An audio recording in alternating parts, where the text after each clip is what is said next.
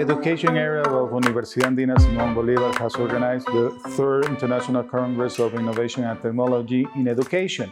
And one of our international speakers is Dr. Henk Roelofs from the Netherlands. And we have the pleasure and the honor to have Dr. Roelofs in our university. So Henk, welcome to Ecuador. Welcome to Universidad Andina Simón Bolívar.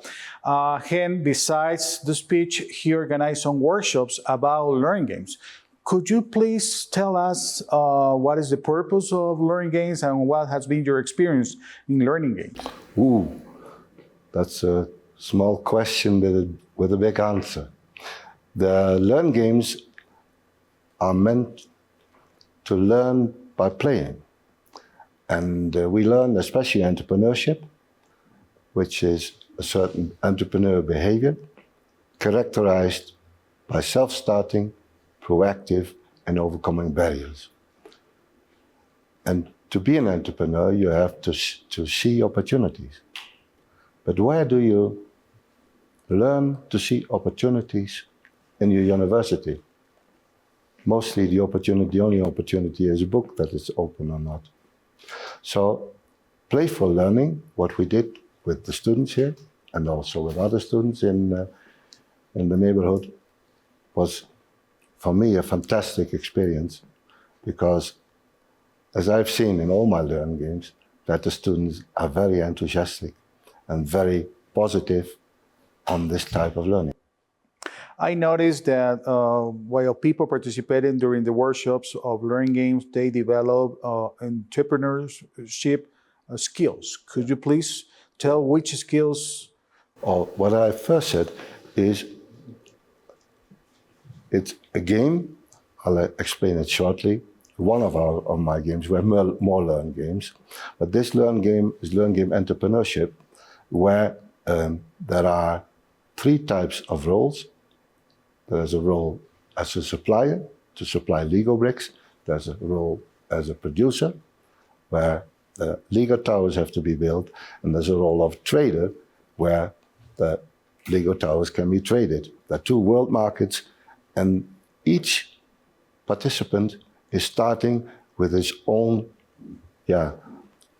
as an own company, with all the same capital, $2,500 in cash or in kind. And then there's simple competition. People have to trade, negotiate, form coalitions. For example, a simple thing as a credit facility, which is difficult to explain, evokes without telling. We don't have to tell them. It simply is organized. And it leads to negotiation skills, of course, but it also leads to very intensive relations with people among each other.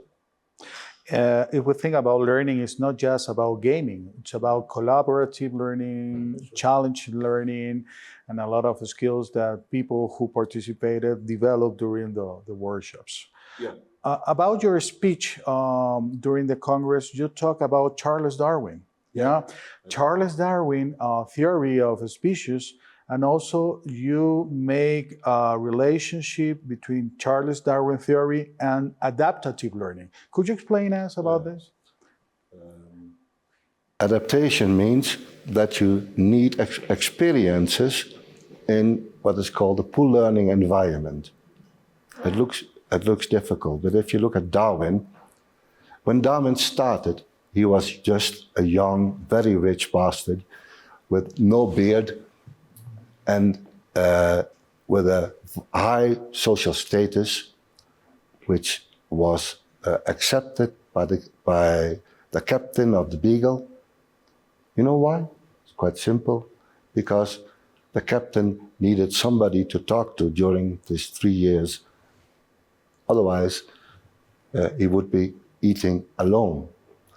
In the British Navy, it was not allowed for a captain to speak with the officers or any of the crew of a ship. So it's coincidence that he needed a gentleman to accompany and of similar social status. And that's why Darwin was asked. Actually, he had a bachelor in arts, and nothing more. He studied. He was forced from his dad to study in Edinburgh and for medicine, but he didn't like that. He didn't like blood and the screaming of patients. Then he quit, and then he went to Cambridge. And the funny thing is, he went to Cambridge for a job in the church organization, but he didn't do that. Nevertheless, he graduated in arts, which at that time in the Victorian century was good enough for the leadership position in this society. So he qualified enough status to accompany the captain of the Beagle. And then, but the point is, until that point, it's all push learning. He was forced by his dad to do that because he was interested in natural science. And he spent his time in Cambridge not studying whatever, but just studying what needed, but visited mostly museums. And his friends handed him the letter of the captain of the Beagle. And then the entrepreneurial process of learning started. And pull learning is characterized from this moment on. He had to be proactive because his dad said, come on, no, you're not going on that boat. And then his dad gave a loophole that if he found someone which is not obstructed and said, come, it would be a good thing for such a rich guy to go on such a trip. And his uncle, a family of Wedgwood family, still producing his production facility still in England. And his uncle said yes. And then he went to Fitzroy. And he was accepted. It was not a big deal. It was an interesting young man. And then he went on the Beagle. And there the pull learning process came. And he had to overcome many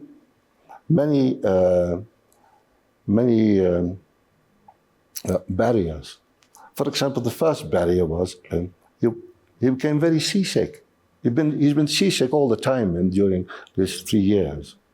And then he came to the Galapagos Islands. And there he noticed that these different islands created different species. It was the governor of that island of Galapagos who told them that the turtles were different. But then, you know what he liked to do in his youth? He liked to shoot birds. So I like shooting them. He liked hunting, and the funny thing is, he shot birds. Then they took them to England, and in the 20 years after his voyage, he tried to analyze them. And a friend of mine, a specialist in birds, ornithologist, I don't know, he said, come on, these birds are different. And the funny thing, another barrier was, he didn't register. So he didn't know that the different birds were from different islands. Then he was lucky because his assistant, he had an assistant, had done the registration all the time. So it's based on the birds, on his collection of birds. So also coincidence. And so a lot of things can happen. And so the point is, the theory of natural selection, the word itself is based on the fact that he knew already artificial selection. Artificial selection was common in England. The farmers made better chickens, better cows with bigger eggs and more milk and so on. But now he thought that the environment could also result in different animals. And it was funny because at that time, the theory was already known of natural selection. But what Darwin did, he could prove it. Because he had shot the birds, and you could easily see the one with the bigger beaks and the one with the smaller beaks. The one who were doing the insects and the other were doing the nuts. So he could prove that the same species, the same birds, were different on different islands. So we can infer that adaptive learning means overcoming barriers, to be proactive, and also to adapt to the environment. To survive and to have a way of living, right? Yeah, the point is what Darwin didn't know at that time. He said, come on, it will do automatically. But I think that to become, to have these bigger beaks, you have to learn it. So the small birds have to practice. And out of this practice, you develop these beaks. If you don't do it, you simply die. So the little birds gave it to others. And now we know that this is a possibility which you see in the world, which is quite common, that it's inheritance, it's called soft inheritance. So we can infer that learning is very important for human life and for nature too. Yeah, so learning is a very important thing for surviving and for have a common life.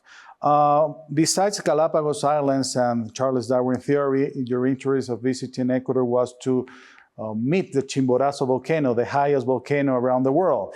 And you did a visit, and also next to the Chimborazo, Simón Bolívar wrote a poem, Mi Delirio sobre Chimborazo. So you have something that you discover in the poem of Bolívar. This world, the time goes tells Simón Bolívar, you should learn. And that's a word because you gave the poem to me, and I didn't understand it because it was Spanish. But I didn't understand also the importance of el delirio del Chimborazo. That's how it's called.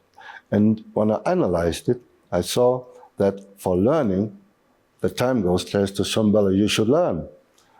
And that's a crucial issue in my life, and also in Simón Bolívar's, and in my decision to visit the Chimborazo from the beginning, from Holland already.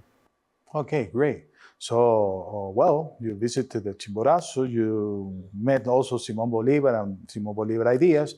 He mentioned that we are a small human gem, Human beings are the same, So, well, Henk, it has been a pleasure to have you among us, that you have shared your ideas, that you have shared also your experience in learning games.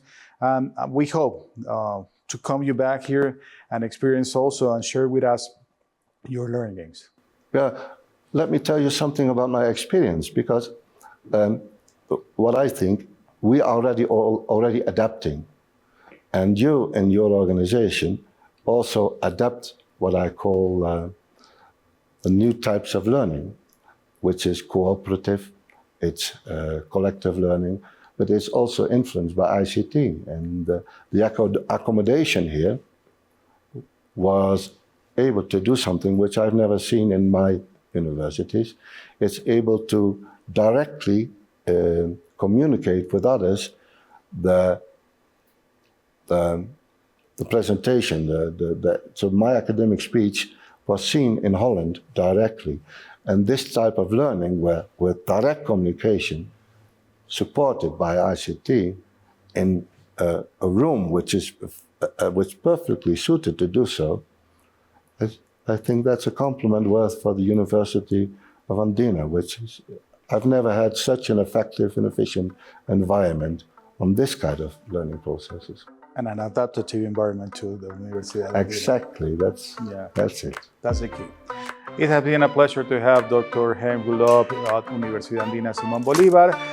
We hope to have you back again, Henk, in Ecuador, and we see you in our next opportunity. Thank you. Gracias. Muchas gracias.